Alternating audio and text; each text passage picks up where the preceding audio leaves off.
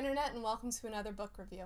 Today I'm talking about a novel that a lot of people have been waiting for a very long time, but trust me when I say it, it was worth the wait. Today I'll be talking about Isla and the Happily Ever After by Stephanie Perkins. Isla might be the smartest girl in her class, but she certainly doesn't feel that way most of the time. In fact, there are only a few things that she feels like she really knows for sure. One is that she has no idea what she wants to do with her future. Two is that she has been hopelessly crushing on Josh Wasserstein for 3 years, except maybe it's not such a hopeless crush after all. After a chance encounter in Manhattan, they return to Paris in the fall for their senior year of high school, and while there, a romance blooms, more wonderful and magical and intense than anything Isla could have ever imagined. But while falling in love is easy, making a relationship work is a lot harder than Isla or Josh maybe could have even realized. Yes, they're crazy about each other, but the world is a crazy place. Can the two of them get over these obstacles that come from friends, family, school, and the world? Can they finally have their happily ever after? Now, like I said, this book was full of feels, and I mean that in a great way.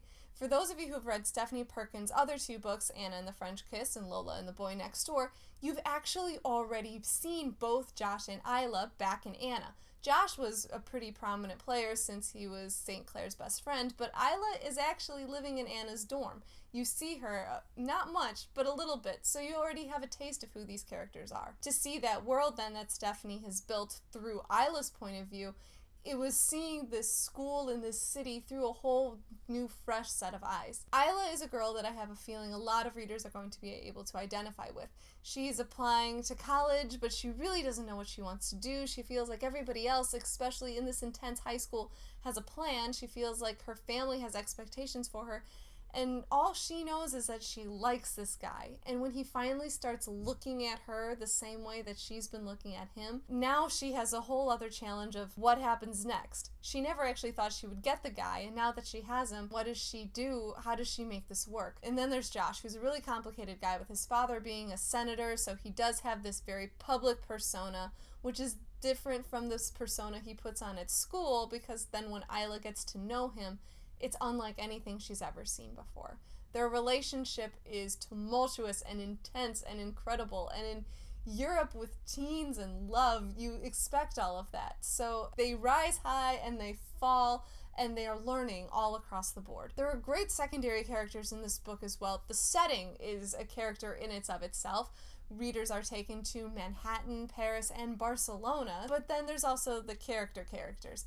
I was really in love with Isla's best friend Kurt and how he is a great example of someone with high functioning autism trying to make his way around, and I love that Isla treats him wonderfully. She treats him like a friend. She treats him like a human being. I also really enjoyed the complicated relationships that Isla has with her sisters. She gets along great with her older sister, but with her little sister Hattie, not so much. Yeah, Isla is worried so much about how is she going to get to know Josh, how are they going to get stuff to work when she feels like she's only known him for a few months. But then you look at her relationship with Hattie, someone who she's literally known her entire life, and you find that she doesn't really know her sister at all. This is a departure from Stephanie Perkins' two previous books, in that those are a lot about building up the tension to the point where the people finally get together. This one is a lot more about not getting together, but the relationship and the work that goes into making relationships work. It's a different kind of story. It wasn't what I was quite expecting, but I really did like seeing Perkins take on romance in a different kind of way. This is a story that people don't normally get to see. This was a fantastic ending to this great trilogy, and it's not strictly a trilogy, but I highly recommend people reading these books in the order that they came out. Otherwise, there are spoilers, and I feel like you miss out on some stuff. I also want to applaud the people over at Dutton for putting together this great pre-order campaign for Isla. As a result of pre-ordering from one of my favorite independent bookstores, Anderson's in Naperville, Illinois, my copy of Isla is signed, and I was also one of the lucky ones to get a tote bag featuring our 3 favorite girls. Some awesome stickers. I really especially love the City Pie guy from Lola.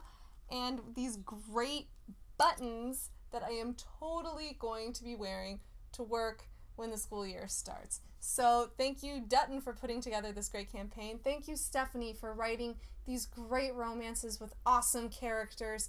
and I am sad that this series is over, but I'm so glad that it exists, and I'll be definitely revisiting it in the years to come. All of my usual links are down below. Comments are always welcome, and that's it for me for now. Take care.